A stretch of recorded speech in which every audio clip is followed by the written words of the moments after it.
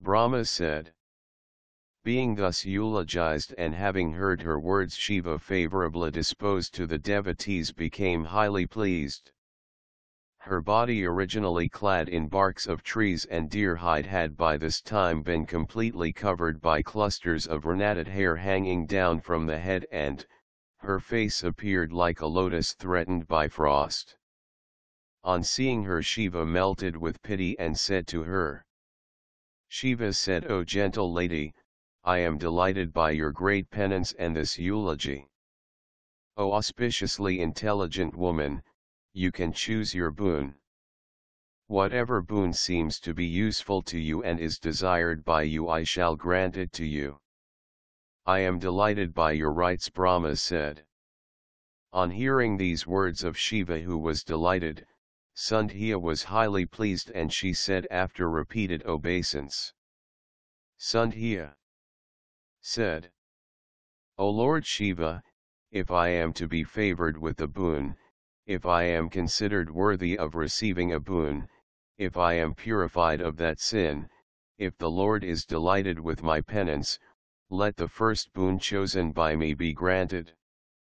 Let no living being, O Lord of the gods, born in this atmosphere be full of lust at the time of its nativity.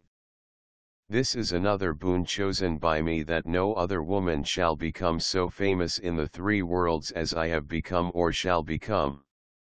No creation of mine shall become lustful or fall anywhere degraded. He who becomes my husband shall be my intimate friend of pure mind. Any person who looks at me with lustful eyes shall lose his manliness and become a eunuch." On hearing the words of that woman who had become freed of sin, Shiva, who is favorably disposed to his devotees and who was delighted at what she had said, spoke as follows. "O Lady Sandhya, listen. Your sin has been reduced to ashes. I have abandoned my anger towards you. By this penance you have become pure. O gentle Lady Sandhya, whatever you have asked, I'll grant you entirely. I am delighted by this excellent penance of yours. In all living beings, the first stage shall be infancy, the second childhood, the third youth, and the fourth stage shall be old age. When the third stage in life is reached, the living beings shall become lustful. In some cases it shall be at the end of the second stage. This new limitation is imposed by me as a result of your penance. No living being shall be lustful at the time of its nativity. You will attain such a pure chastity as will not be attained by any other woman in the three worlds. Excepting your husband, whoever looks at you with lustful eyes shall immediately become impotent and weak. Your husband shall be one endowed with great fortune, penance, and comely features. He shall live for a period of 7 kalpas along with you. Thus I have granted you all the boons requested by you. I shall tell you another incident that transpired in the previous birth. That you would cast off your body in the fire has been foretold. I shall tell you the means thereof, you will certainly carry it out. Let that be performed by you at the 12-year sacrifice of the sage Medhatithi in the blazing sacrificial fire ere long. In the ridge of this mountain, on the banks of this river Chandrabhaga, Medhatithi is performing a great penance in his hermitage. You go there unobserved by the sages. Thanks to my favor, you will become his fire-born daughter. If you have chosen in your mind a desirable bridegroom as your husband, you shall think of him while you consign your body into the fire. O Sandhya, while you were performing severe penance which had lasted for 4 yugas in the earlier part of Treta Yuga, after the Krita Yuga had elapsed, Daksha had begotten many chaste daughters who were also duly married. He gave 27 of his daughters to the Munit in marriage. But the Munde had a special liking for only Rohini and he neglected others. Hence, the moon was cursed by Doxa, the redemption being, when he sees the ether he would find her there. At that time the gods had come near you, but since you were having your mind fixed in me, the gods in the company of Brahma were not seen by you. The river Chandrabhaga arose, being created by Brahma for the redemption of the moon from the curse. It was then that Medhatithi arrived here. There is none equal to him in penance. There has never been such a person, nor will there ever be one. He has now started the sacrifice of Jyoti Stoma of many great rites. In that blazing sacrificial fire you shall cast off your body. You are pure now. May your other desires be also fulfilled. O Hermitus, these things have been ordained by me for my own end. O fortunate woman, do as I instruct you. Go to the sacrifice of that sage. Thus after instructing her for her welfare, the Lord vanished from the scene. Chapter 7, Sandhya gets the name Arundhati and marries Vasistha. Brahma said, O sage, when Shiva vanished after granting her the boons, Sandhya too went to the place where Medhatithi was performing sacrifice. She entered the sacrificial hall without being observed by anyone. Thanks to Shiva's favor, she recalled to her memory the Brahmin boy who had instructed her in the procedure of penance.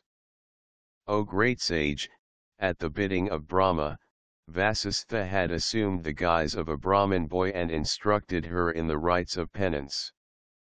Meditating on that Brahmacharan, her tutor in the mode of austerities, Sandhya thought of him as her future husband, and entered the blazing sacrificial fire unobserved by the sages. She was delighted that it was by Shiva's favor that she could enter the sacrificial fire. Her body itself had become sacrificial offering in that sacrifice. When it was burnt, it could not be distinguished from the ordinary purisa, since it too had the same fragrance. At the bidding of Shiva, the god of fire sent forth her body to the pure zone of the Sunday. The sun severed her body into two halves and placed the same on his own chariot for the propitiation of the Pitras and the Devas. O great sage, the upper half of her body became the Preta. Sandhya, dawn, which is at the beginning or in the middle of a day and night. The lower half of her body became the Sayam Sandhya, dusk, which is in the middle of a day and night. The period is always pleasing to the manes. Before the sunrise, when the day breaks, the period is called Preta Sandhya. It delights the gods. When the sun has set and assumed the hue of a red lotus, the period of Sayarp Sandhya sets in. It is delightful to the manes. Shiva the merciful, created embodied beings with her vital airs, mind, and the divine body. At the end of the sacrifice, the sage found his daughter in the sacrificial pit shining lustrously like heated gold. With very great delight the sage took up the daughter, O sage, as though she were a sacrificial article. He bathed her and kept her on his lap. The great sage gave her the name Arundhati. Surrounded by his disciples, he celebrated the event joyously. The word Arundhati means one who does not hinder sacred rites in any manner whatsoever. She acquired this name, which later on became well known in the three worlds.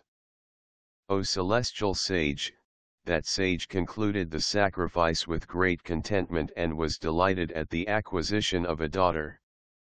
He spent his days in the same hermitage along with his disciples, tending the daughter, mercifully. The divine lady grew up in the hermitage, Tapasaranya, on the banks of the river Chandrabhaga.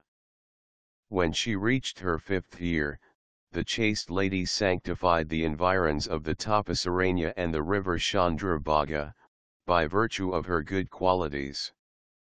Brahma, Vishnu, Shiva got her marriage celebrated with Vasistha, the son of Brahma. O sage, great festivities in the marriage ceremony increased happiness. The sages and the gods were very happy on that account. From the water oozing from the hands of Brahma, Vishnu, and Shiva, the 7 holy rivers Sipra and others rose arid flowed. According to another version, Arundhati was the daughter of Kashyapa, the son of Murichi, who also begot on her Narad and Parvata 2 sons. We also know from this source that Narad gave his sister Arundhati as wife to Vasistha. In the present context she is said to be the daughter of the sage Medhatithi. O sage, Arundhati, the daughter of Medhatithi, the greatest of all chaste ladies, shone all the more on attaining Vasistha. O excellent sage, she secured Vasistha and bore the auspicious sons Shakti etc. O excellent sage, I have narrated to you the story of Sandhya. It is holy, sanctifying, divine and bestower of all benefits. He or she who hears this story accompanied by auspicious rites attains all cherished desires.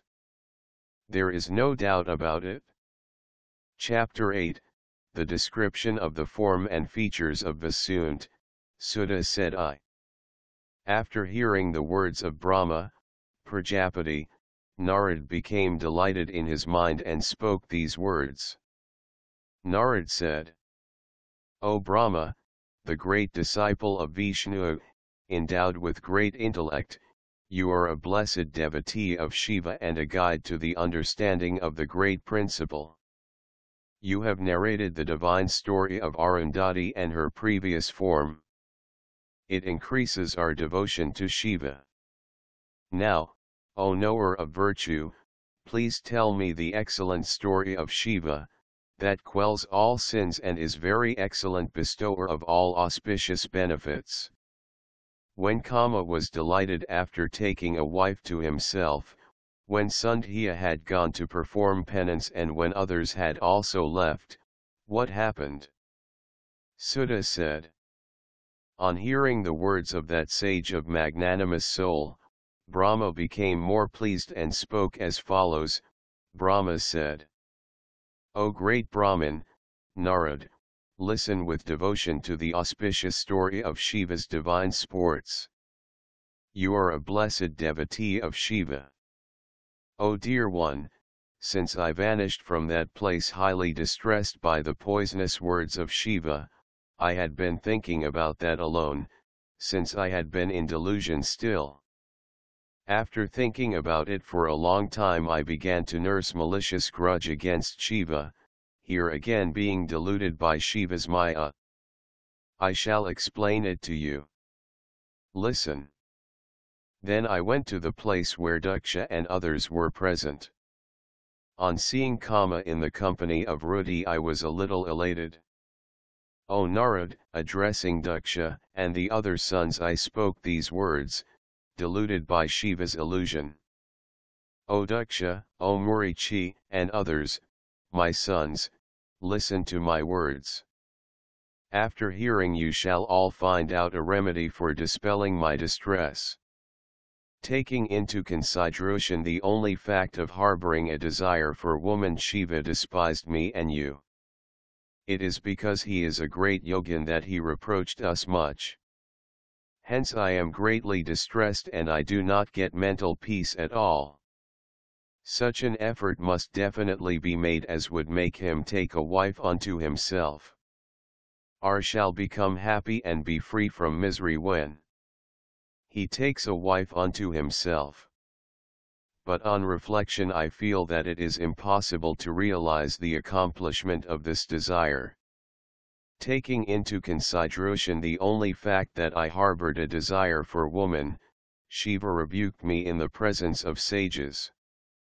How will he then take a wife unto himself? Who can be that woman in the 3 worlds who will ever haunt his mind, make him neglect the path of yoga and delude him? Even Kama will not be competent to delude him. he is a yogin of great perfection and he does not brook even the name of women. Unless the primordial being Shiva indulges in sexual sport, the creation would continue to be mediocre, its course being unchecked as the Lord himself has stated. On the earth there may be great asuras bound by illusion. Some are bound by the illusion of Vishnu and others by the illusion of Shiva. In regard to Shiva, who has turned away from the world and who is extremely detached, nothing else except the endeavor of Kama will be effective. There is no doubt about it. After saying this and casting meaningful glances at Daksha and other sons, I addressed Kama and Rudhi with great pleasure. O Kama, foremost among my sons, you are the bestower of happiness in every respect. Listen to my words with great attention in the company of your wife, O son of great filial affection. O Kama, you shine well with this life companion of yours. She too shines well with you as her husband. Just as Vishnu with Lakshmi and Lakshmi with Vishnu, just as the night with the moon and the moon with the night, so you two mutually illuminate each other and tend your matrimonial life. Hence you will be the banner of the universe, nay the banner of the whole cosmos. O dear one, you shall enchant Shiva for the benefit of the universe so that Shiva may be included to take a wife unto himself.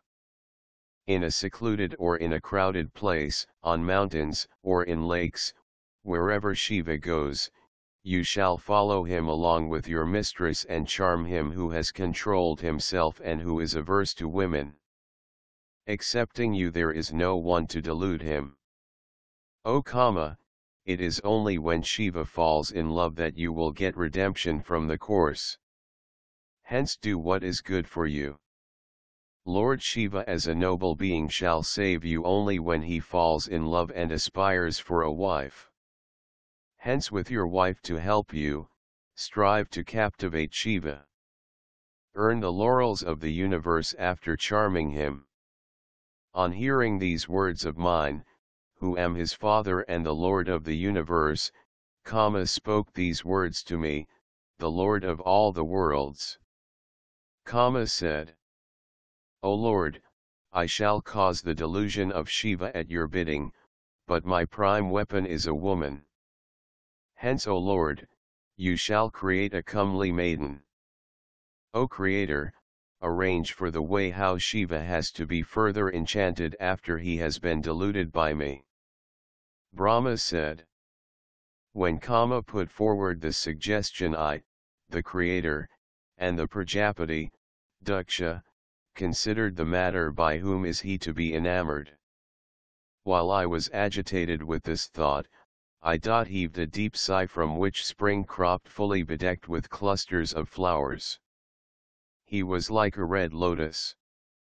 His eyes resembled the full-blown lotus. His face shone like the full moon rising at dusk. His nose was well shaped. His feet were arched like a bow. His hair was dark and curly. He was decorated with 2 earrings. He looked bright as the morning sun. His gait was majestic like that of an elephant in its rut. His arms were long and stout. His shoulders were raised. His neck resembled the conch shell. His chest was very broad. His face was plump and finely shaped. He was comely in appearance, dark-complexioned and endowed with all characteristic marks. He was very handsome to look at, capable of enchanting everyone and of heightening feelings of love. When spring, the storehouse of flowers endowed with these features was born, there blew a very fragrant wind. All the trees put forth blossoms. Hundreds of sweet-throated cuckoos cooed the note of Pankama. Sweetly.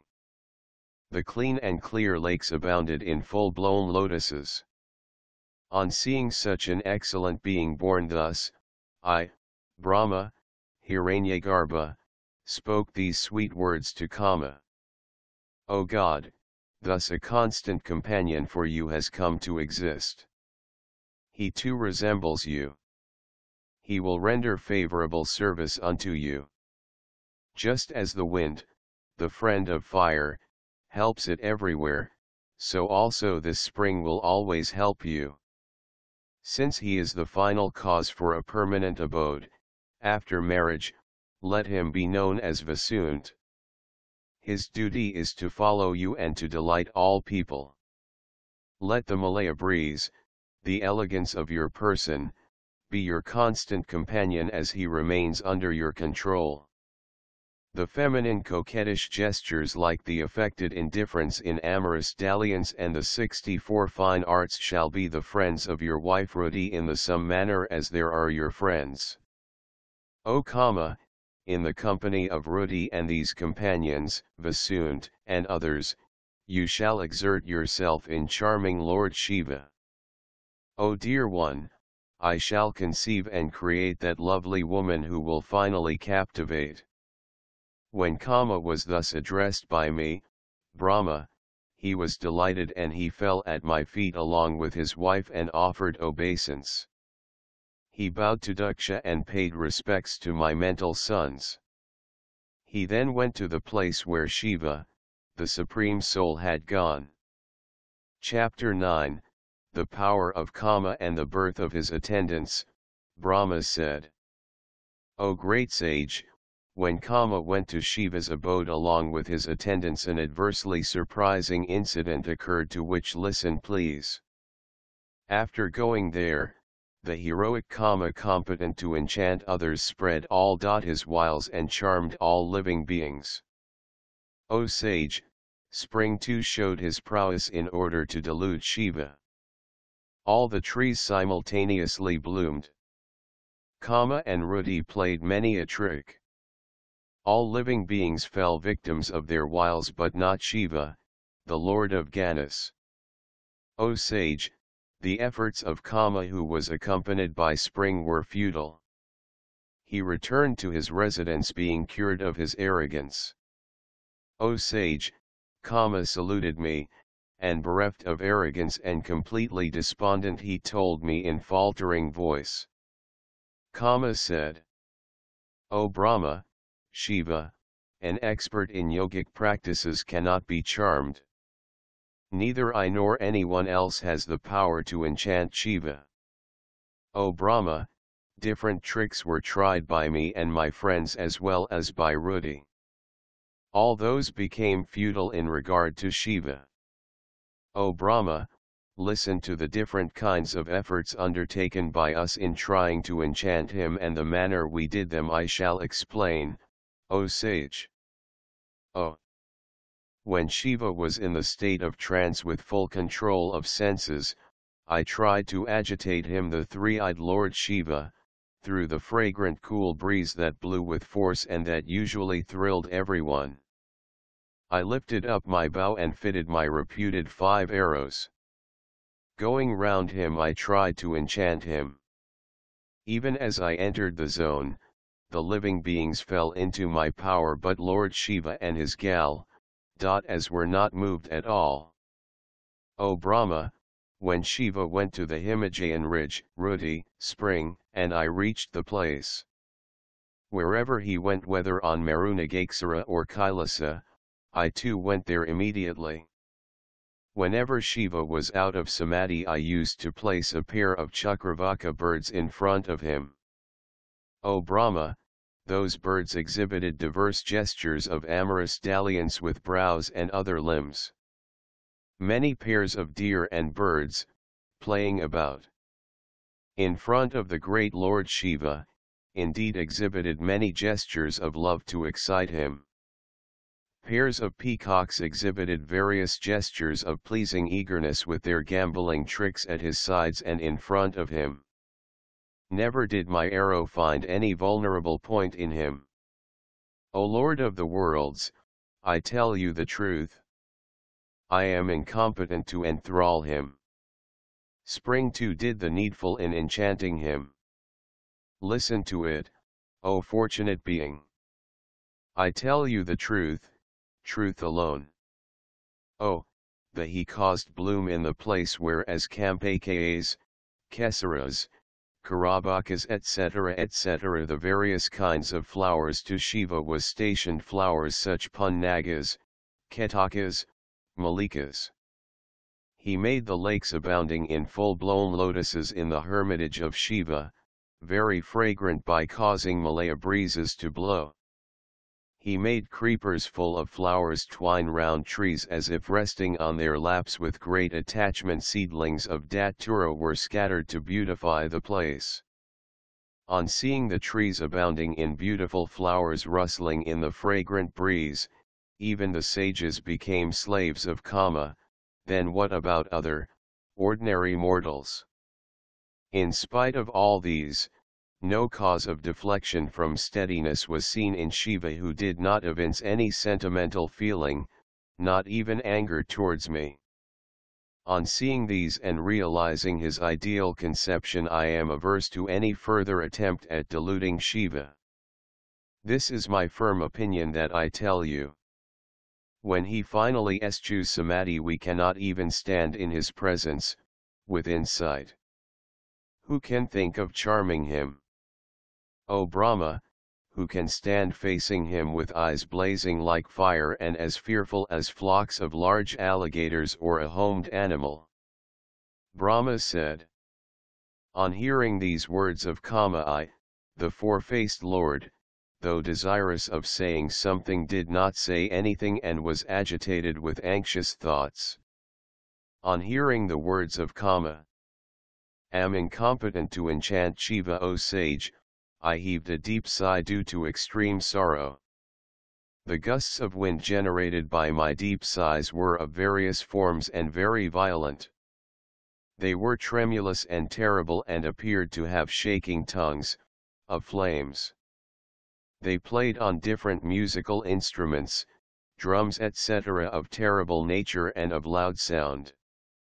The groups of beings issuing forth from my deep breath stood in front of me, Brahma shouting kill, cut.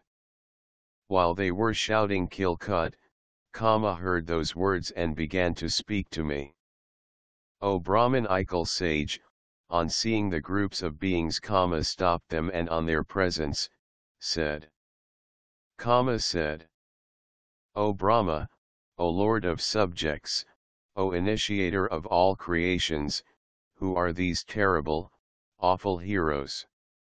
O Brahma, what is the work that these will be doing? Tell me. Where will they be staying? Please employ them there. O Lord of gods, after employing them in their task, and assigning them proper names and places, be pleased to assign me my future course of action. Brahma said. O sage, on hearing the words of Kama, I, the creator of the universe, spoke to him, showing him the task of the Gunas. Even as they were born they shouted Marayakil, very frequently. Hence let their names be Maras. These groups of beings will hinder the activities of all creatures, O Kama, accept your worship as they are engaged in various avocations of love. O Kama, their chief occupation will be to follow you. There is no doubt that they will assist you always. Wherever you go for fulfilling your duty, whenever it be, they will invariably follow you and render assistance. They will create confusion in the minds of those who fall as victims to your weapons. They will hinder wise people in the path of knowledge in all possible ways. O excellent sage, on hearing these words of mine, Kama along with his mistress Rudi and his comrade Spring delighted a little. The groups of beings too, after hearing this, surrounded me and Kama and stood in their own shape. Then I, Brahma, spoke to Kama lovingly, do my bidding. Let these beings accompany you. You shall go again to enthrall Shiva. With full attention you put forth further efforts so that Shiva may suffer delusion and take a wife unto himself.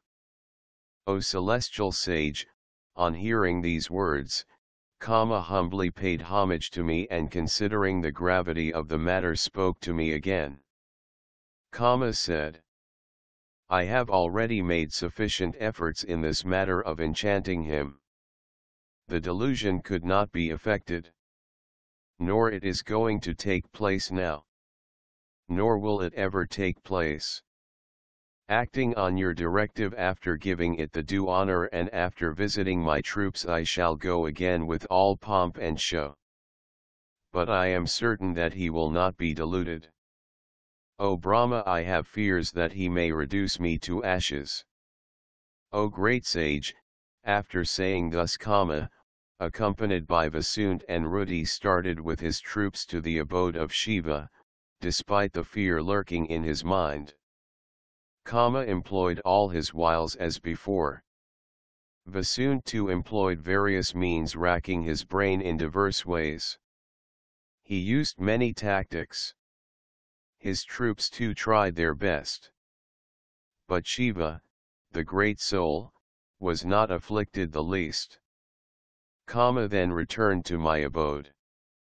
I had great pride in his troops, but now distress and discomfort stood facing me. Oh dear, bowing to me with despair and dejection while standing before me without pride and arrogance, along with his troops and Vasunt, spoke to me in these words. O Brahma, more efforts were put by us to enthrall him, but they all went in vain as he was absorbed in deep meditation. There my body was not reduced to ashes because he is merciful. My previous merits too may have been the cause. As for the Lord, there is no affectation or change in him. O Brahma, if you desire that Shiva should take a wife unto himself, you should employ some means with modesty. This is what I think proper in the circumstances. Brahma said. Saying this, returned to his abode along with his followers after saluting me and remembering Shiva, the destroyer of arrogance and the favorite of his devotees. Chapter 10, Brahma-Vishnu Dialogue. Narad said, O Brahma, the fortunate, the dispenser of the fruits of our actions, you are a blessed devotee of Shiva, as your mind is fixed in him. You have narrated to me the good story of Shiva, the great soul. When returned to his hermitage with Ruti and his followers, what happened and what steps you took? Please narrate that now. Brahma said. O Narad, listen lovingly to the story of the moon-crested Lord, a mere listening to which makes a man free from depravity and decay. When returned to his abode with Ruti and his followers, what happened next, you can hear from me in full detail. O sage Narad, my arrogance was quashed when my desire remained unrealized. And surprise filled my dissatisfied and distressed heart. How will Shiva, who is free from depravity, who has conquered himself and who is devoted to yogic practices, take up a wife unto himself? Thinking thus I bewailed a lot. Anxiously thinking all this about, O sage, I became free from haughtiness. I remembered Vishnu, who is identical with Shiva and who is the cause of my origin. I eulogized him with auspicious hymns supplemented by statements of my miserable predicament, on hearing which the Lord appeared before me immediately. The Lord Vishnu, with 4 arms, lotus-like eyes, holding conch, lotus, and mace in his hands and wearing the refulgent yellow robe, dark-complexioned and the beloved of the devotees. On seeing him in that form I eulogized him again with devotion and words choked with tears. I considered him as my sole refuge. On hearing this psalm of prayer, Vishnu, the destroyer of the miseries of his devotees, became delighted and spoke to me who sought refuge in him. Vishnu said, O Brahma of great intellect, you are the blessed creator of the world. Why did you remember me? Why do you laud me? What great misery has befallen you? Tell me now. I shall quell it entirely. You need not entertain any doubt in this respect, Brahma said. On hearing the words of Vishnu, I heaved a sigh of relief and raised my face. I spoke to Vishnu with due salutations and palms joined in reverence. O Lord of Lakshmi, Lord of gods, please listen to my submission, O bestower of honor. On hearing it, please take pity, remove my misery and bestow happiness on me. O Vishnu, I sent Kama with his followers, Maras, Spring, and others in order to fascinate Rudra. They employed various means, but in vain. He, the ascetic of equanimity, was not moved at all. On hearing these words of mine, Vishnu the omniscient, who is conversant in the principles of Shiva cult, was surprised and spoke to me thus. Vishnu said, O Brahma, how is it that such an idea entered into your mind? Considering everything sensibly, tell me the truth. Brahma said, Dear Lord, hear the story. Your magic is very fascinating. The world is attracted by it. Happiness and misery are based on the same. Induced by that, I resolved on committing the sin. Please listen. At your bidding I shall narrate it in detail. At the beginning of the creation 10 sons were born to me, together with a very beautiful daughter originating from my speech. So Dharma originated from the heart and Kama from the various parts of my body. O Vishnu, on seeing my daughter I was highly fascinated. I looked at her with a distorted vision, since I had been deluded by your Maya. Immediately Shiva came there and reproached me and my sons too. He rebuked us, considering himself the sole Lord, possessed of supreme knowledge and adept in yogic practices, and an enjoyer with full control over all sense organs. O Vishnu, my sorrow is that even after manifesting himself as my son, he reproached me face to face. I have mentioned it to you now. If he were to take a wife unto himself, I shall become happy and forget all my miseries. O Kesava, it is for this purpose that I have sought refuge in you. On hearing these words of mine, Vishnu laughed and spoke immediately, delighting me, the cause of entire creation. Vishnu said, O Brahma, listen to my words in full. It will eradicate your frustration. It will be consistent with what is said in the Vedas and Agamas and what is in conformity with reality. In regard to the number of Brahma's sons, the Puranas differ considerably. O Brahma, how is it that you became so utterly confused in the mind? It is improper for the reciter of the Vedas and the creator of the universe to be so wicked. O slow-witted one, cast off this sluggishness. Do not indulge in such foolish thoughts hereafter. What is it that the Vedas say by means of their hymns? Think on it with a pure mind. You foolishly think of Rudra, the great Lord, as your son. O Brahman, though the reciter of the Vedas, you have forgotten all true knowledge. Considering Shiva on a par with ordinary gods, you are maliciously disposed towards him. Your good intents have vanished and evil ones have cropped up. Listen to the first principle that had been narrated of old. Have clean conscience. It is the true being that is glorified as the cause of all creation. This is decisive. Shiva is the creator of everything, the sustainer and destroyer. He is greater than the great. He is the supreme Brahman, the greatest Lord, the attributeless, the eternal. He cannot be defined. He is not subject to deterioration or decay. He is the supreme soul, without a second, unswerving, and endless. He is the cause of dissolution, all-pervasive and great Lord. He is all-pervasive, possessed of three gunas, for the causation of creation, sustenance, and dissolution in the name of Brahma, Vishnu and Mahisa, but really beyond Rajas, Sattva, and Tamas, the three attributes. He is distinct from illusion. He is free from desires. He is the creator of illusion yet uninfluenced by illusion. He is an adept. He is possessed of attributes yet independent of them. He is blissful in himself. He is free from suspicions and alternatives. He rests and relaxes in his own soul. He is free from the pair of opposites, such as happiness and unhappiness. He is subservient to his devotees in a fine physical body. He is a yogin devoted always to the practice of yogas. He is guide to the path of yoga.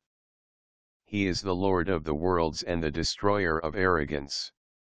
He is favorably disposed to the miserable. Such is the Lord, our Master, whom you consider your Son. Cast off all these stupid notions. Seek refuge in Him. Worship Him exclusively. When He is propitiated, He will bestow on you all that is auspicious and beneficent. O Brahma, if a thought surges in your heart that Shiva should take a wife unto himself, you must perform penance directed to Shiva and think upon Shiva. Meditate upon Shiva with that desire cherished in your heart. If that goddess is propitiated, she will do everything. If Shiva takes an incarnation as a human being in her attributive aspect, as the daughter of a person in the world, she will definitely become his wife. O Brahma, command Daksha. Let him carry out a penance strenuously with a great devotion to beget her to be given as a wife unto Shiva. O dear, Shiva and Shiva are subservient to their devotees. This must be realized. Both of them being intrinsically the Supreme Brahman can readily assume attributive form out of their own free will. Brahma said. After saying so, the Lord of Lakshmi thought upon his Lord Shiva. Thanks to his favor, he received the real knowledge and spoke to me again. 6. Dza said. O Brahma, remember the words spoken by Shiva formerly when requested, due to his own will, by us at the time of our nativity. Everything has been forgotten by you. Blessed indeed is the great illusion of Shiva which deludes everything. It is incomprehensible to all except Shiva. Oh! When Shiva, devoid of attributes, became, out of his own accord, full of attributes, he created me first and then you with his own power in the course of his divine sport. The Lord Shiva assigned to you the work of creation. O Brahman, the imperishable Shiva, the cause of creation, entrusted me with the task of sustaining it. Then we requested him, O Shiva, the Lord of all, be pleased to take an incarnation with all your attributes. Thus requested, he laughed and spoke sympathetically, with his eyes raised to heaven. Verily he is an adept in divine sports. O Vishnu, a form of mine like this shall be manifested through my limbs and shall be glorified as Rudra in the world. He is my full form and perfect manifestation. He is worthy of being worshipped by both of you. He shall fulfill your desires entirely. He is the cause of dissolution, the presiding deity of attributes, the practitioner of perfect yoga without anyone to exceed. All the three deities are my forms. But Shiva is particularly my full manifestation, O sons. Shiva's forms too shall be three. The form Lakshmi is Vishnu's wife, Brahma's wife is Sarasvati. The perfect form Sati shall become Rudra's wife. After saying this, the great Lord blessed us and vanished. We bent our heads and joined our palms in reverence and returned to our respective abodes. Engaged in our own tasks, we were very happy. In due course we secured our wives. Shiva incarnated as Rudra at Kailasa, his residence. O Lord of subjects, Shiva too shall incarnate as Sati. An effort shall be made for her future incarnation. After saying this, Vishnu blessed me and vanished. I rejoiced much and my jealousy disappeared altogether. Chapter 11, Hymn to Durga. Brahma granted a boon. Narad said, O Brahma, dear, of great intellect, please tell me, O most eloquent one. When Vishnu went away, what happened? Oh, what did you do? Brahma said, O Brahman, best of my sons, listen attentively to what I did when the Lord Vishnu went away. I began a continuous laudatory prayer of the goddess Durga, the beloved of Shiva, the creator of the universe, of the nature of Vidya and Avidya and identical with the pure supreme Brahman. I salute the goddess who is omnipresent eternal, for whom there is no support, who is never distressed, who is the mother of the three deities, who is the grossest of the gross and yet has no form. O goddess of the Devas, you are perfect knowledge, supreme bliss, identical with the supreme soul. Be pleased. Grant me the fulfillment of my task. Obeisance to you. O celestial sage, on being thus lauded, Chandika, the mystic slumber, appeared before me. Her complexion had the glossy hue of collyrium. She had comely features. She had 4 divine arms. She was seated on a lion. She showed the mystic gesture of granting boons by one of her hands, and pearls adorned her disheveled hair. Her face shone like the autumnal moon, the crescent moon bedecked her forehead. She had 3 eyes, looked beautiful, and the nails of her lotus like feet glistened. O sage, seeing her who was Shiva's energy herself, directly in front of me, my lofty shoulders bent down with devotion and I eulogized her after due obeisance. Obeisance, obeisance, to thee, who art in the form of pravritti, action, and nivritti, abstinence, who art in the form of creation and sustenance of the universe. Thou art the eternal energy of the movable and the immovable beings capable of enchanting everyone. Thou hast manifested thyself as Sri, a garland round Kesava's form, who in the form of earth boldest everything within, who art of Ur the great goddess causing creation and the destruction of the 3 worlds and art beyond the 3 gui, as. Thou art present in everything, even in the essential atom, and who art charmingly honored by yogins, who the goddess Durga is personified as knowledge, true as well as false. True knowledge leads to realization of Sata Shiva, the Supreme Lord, whereas false knowledge is an illusion whereby the non-existent appears to be existent and vice versa.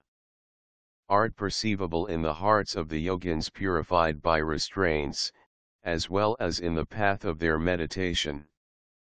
Thou art the Vidya of diverse sorts. Thou art endowed with illumination, purity, and detachment.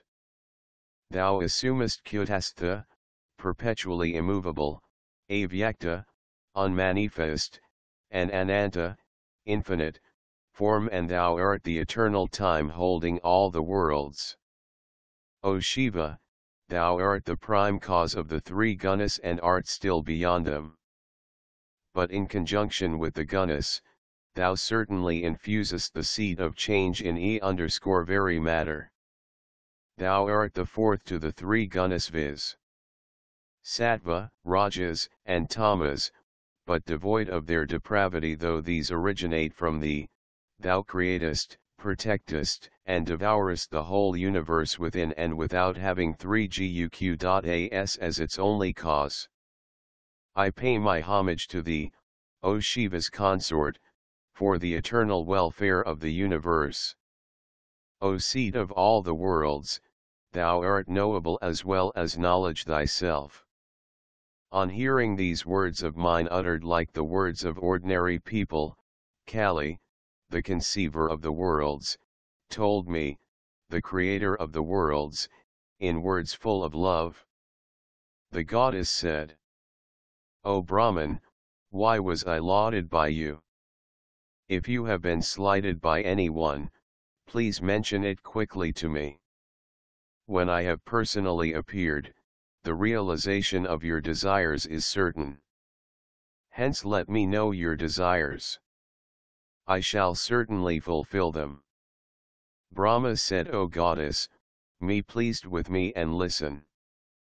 O omniscient goddess, I speak out my mind only since you have commanded me thus. O goddess of Devas, Shiva the Yogin, who is your husband and who as Rudra manifested himself formerly through my forehead has now occupied Kailaσα. The Lord of Goblins is performing penance all alone. Since he does not desire a wife, he is without a wife. He is free from mental aberrations. O Sati, fascinate him lest he should cast his glance on another lady. Excepting you, none will be able to capture his mind. Hence, you alone should fascinate Shiva through your beauty. O Shiva, being born as Daksha's daughter, you should become Rudra's wife. Just as assuming the physical form of Lakshmi you delight Vishnu, so act similarly to Rudra for the benefit of the universe. The bull emblem deity rebuked me merely for my feelings of love for a woman. How can he take a wife unto himself, O goddess, on his own accord? Shiva is the cause of this universe in the beginning, middle, and end. If he remains detached and refuses to take a wife, how can auspicious creation come into being? This thought has tormented me. It was not conducive to any benefit to seek another shelter. So I request you for the benefit of the universe to accomplish the undertaking. O Mother of the universe, Vishnu is not competent to enthrall him, nor Lakshmi, nor Kama, nor I, in fact no one other than you. Hence be born as Daksha's daughter, the great goddess of celestial beauty. Inspired by my devotion, be pleased to become his wife and fascinate the Lord who at present is detached from the world. O goddess of Devas, Daksha is performing a penance on the north of the Milky Ocean * with his mind controlled and directed towards you. He is steady in performing the rite. On hearing Roy words, Shiva began to reflect then. The mother of the universe, surprised in her mind, spoke these words. The goddess said, "Oh, this is an extremely wonderful thing. He is the reciter of the Vedas and the creator of the universe. He is endowed with great knowledge. Yet what is this that he says? A great delusion has beset his mind that makes him unhappy. That is why he desires to cause the fascination of Shiva, who is free from mental aberration. This Brahma desires the favor of power from me to enchant Shiva. What does he gain thereby? The great Lord is free from delusion and mental aberrations. Always subservient to his bidding, I am a mere slave of Shiva, the supreme Brahman, the attributeless God who is free from depravity. Shiva, who is Parabrahman, has become Rudra in a perfect and full-fledged incarnation and manifestation. It is to lift up his devotees that the independent Lord has manifested like this. Since he is the Lord Vishnu and Brahma, he can never be inferior to Shiva. He is respectfully adhering to yoga practice. He is the Lord of illusion but is not absorbed in it. He is the greatest of the great. This Brahma considers him his son and on a par with ordinary devas. Hence, deluded by ignorance, he desires to delude him. If I do not grant him the boon, the convention established in the Vedas would be violated. Then what shall I do to prevent the great Lord being angry with me? Brahma said. After pondering thus, Shiva thought of Shiva. After getting the permission of Shiva, she said to me, Durga said, O Brahma, what you said is entirely true.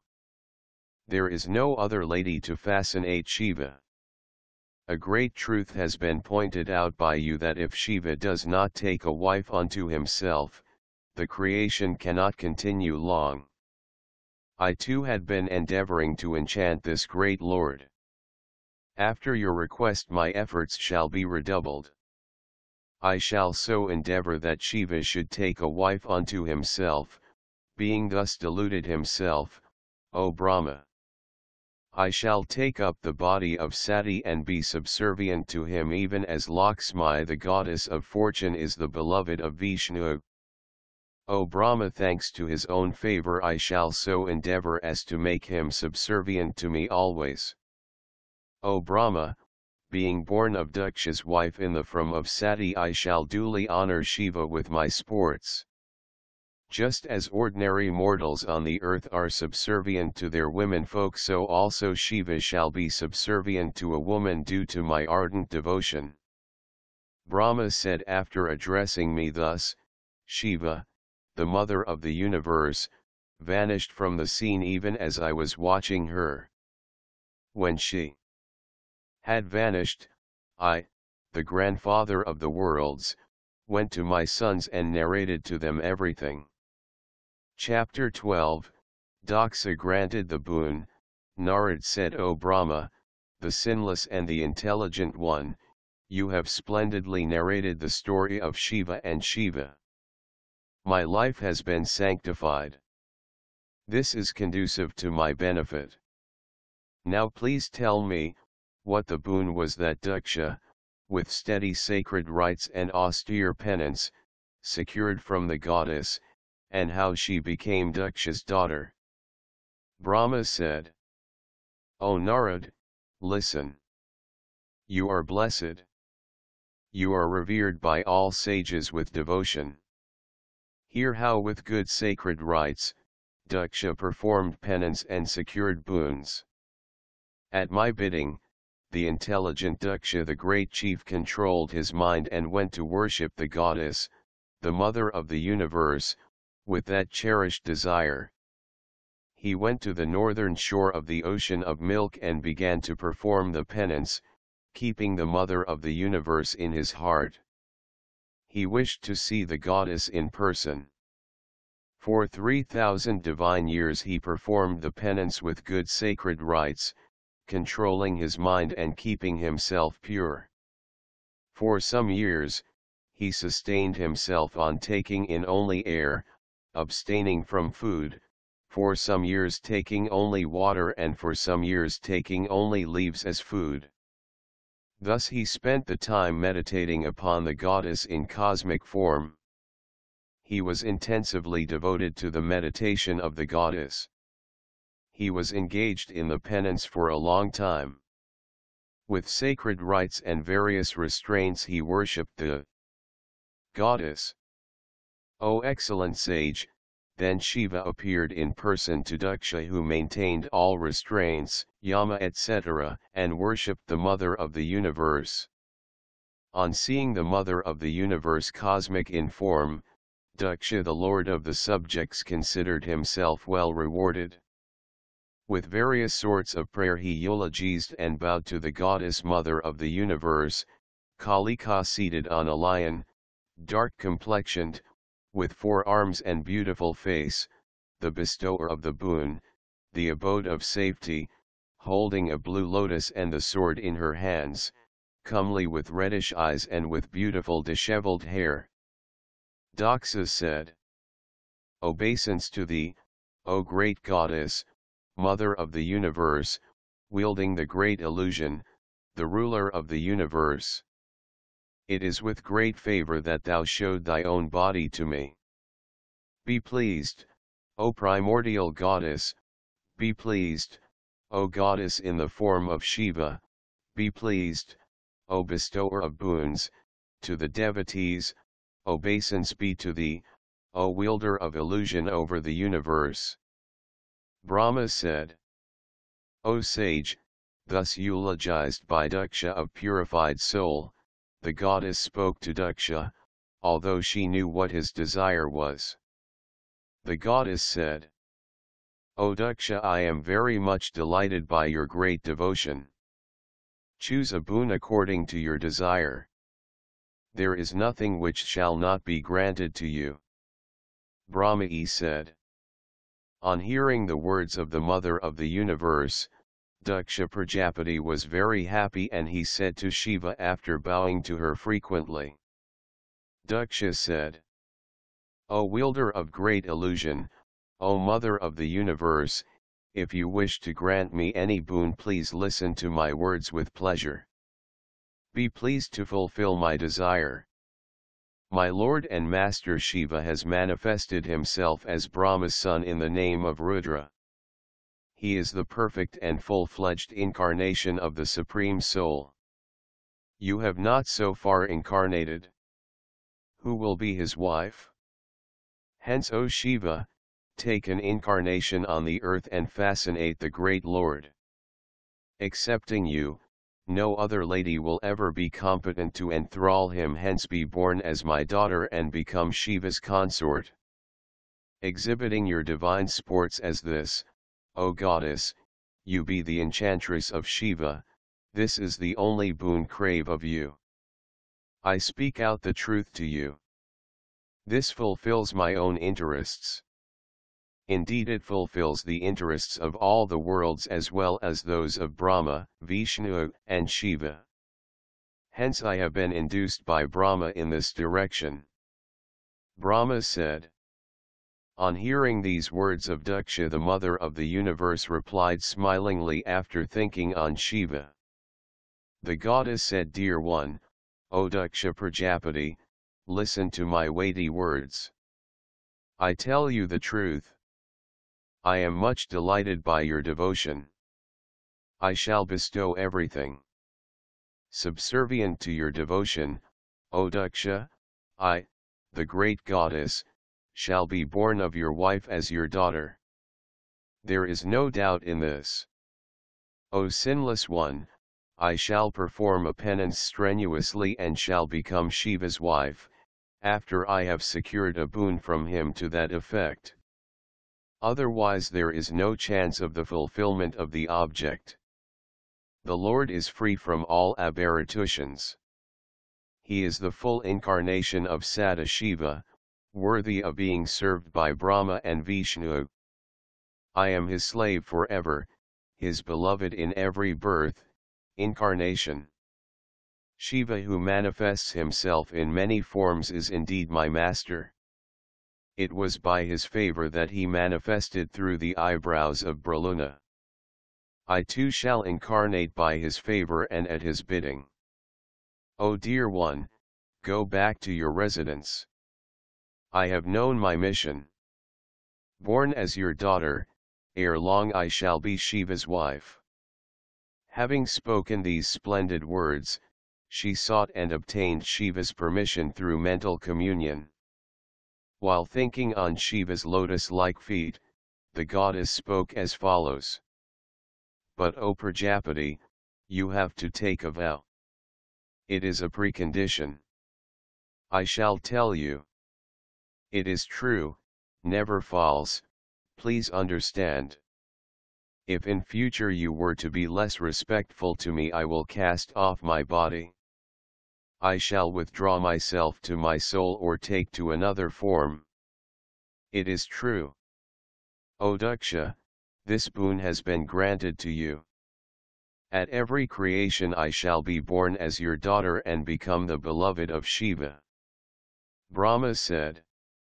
After speaking thus to Daksha the chief Prajapati, the great goddess immediately vanished even as Daksha was watching.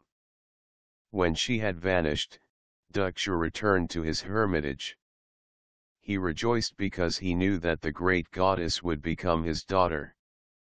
Chapter 13, Narad is cursed by Daksha.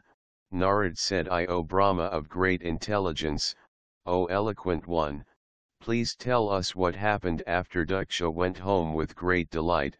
Brahma said, Daksha Prajapati returned with pleasure to his hermitage and began mental creations at my bidding. On seeing the creation, not increasing in size, Daksha Prajapati informed me his father, Brahma. Daksha said, O Brahma, Lord of subjects, these subjects are not flourishing. They are conceived by me but they remain stationary. O Lord of subjects, what shall I do? How can they flourish themselves? Please instruct me in the means thereof. I shall certainly create subjects. Brahma said, O Daksha Prajapati, listen to my weighty words and carry out the direction. Shiva Wiu bless you with welfare. O Lord of subjects, let Asikni, the beautiful daughter of Pafikajana, the lord of 5 tribes, be taken by you as your consort. Indulging in sexual intercourse you can create subjects many in number in a beautiful woman like her. Then, in order to procreate subjects by way of coitus, he married the daughter of Virana at my bidding. Then in his wife Virani, Daksha Prajapati begot sons named Haryashvas. O sage, all those sons were devoted to their father and followed the Vedic path. They did not have separate virtues and practices. Advised by their father, O dear one, the sons of Daksha went in the western direction for penance in order to create subjects, progeny. There they came to the holy lake Naraya, where the celestial Sindhu has its confluence with the ocean. On touching the holy water, their intellect was sharpened. The Dharma of holy ascetics eradicated all their impurities.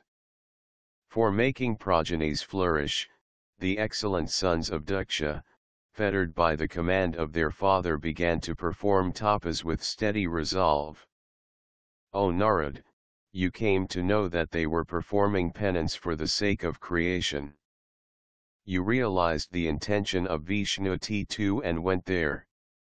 O Haryashvas, sons of Daksha, how is it that you have begun your attempts at creation without seeing the end of the earth?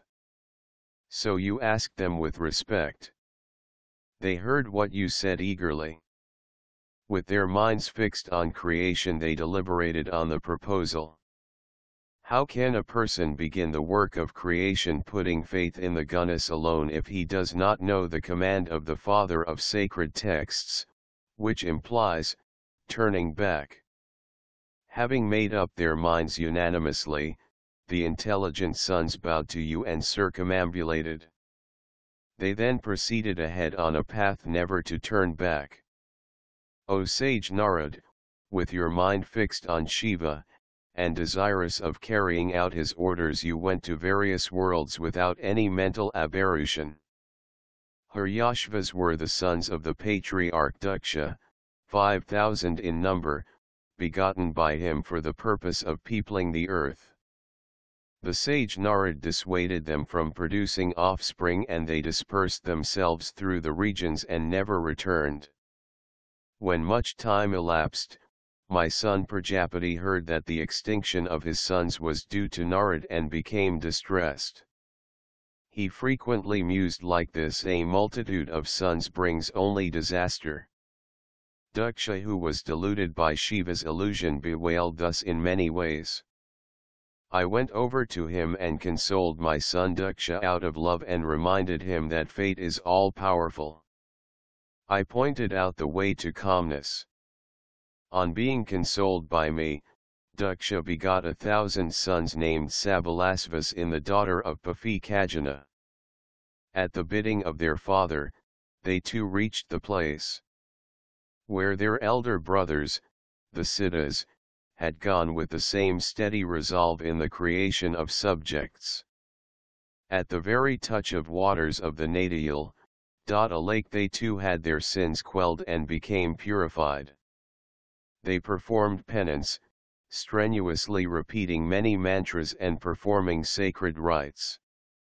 O Narad, you came to know that they too were attempting the creation of subjects, and you told them as before, mindful of the way of Shiva.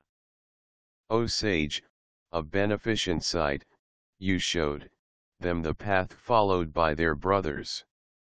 You went up to heaven, and the sons of Daksha went the way of their brothers. At the very same time, my son Daksha Prajapati saw many an ill omen. He was disagreeably surprised and felt distressed. As before, Daksha heard that the disappearance of his sons was brought about by you. He bewailed a lot. He was stunned, grief-stricken at the loss of his sons. Daksha was furious. He called you a wicked fellow. Fate caused you to go there at the psychological moment in the guise of one who wanted to bless him. The grief-stricken Daksha approached you with his lips throbbing with fury, taunted you and reproached you, saying "Fie, fie," and spoke to you. Daksha said, O foremost among the base, disguised in the garb of a saint, what is it that you have done to those good people, my sons? To those engaged in good actions the accursed path of a mendicant has been pointed out by you. Ruthless rogue that you are, even when they were not free from the 3 debts you put obstacles in the path of their progress both here as well as hereafter. He who renounces the world desiring salvation, without repaying the 3 debts, and departs from the house forsaking his parents, surely courts downfall.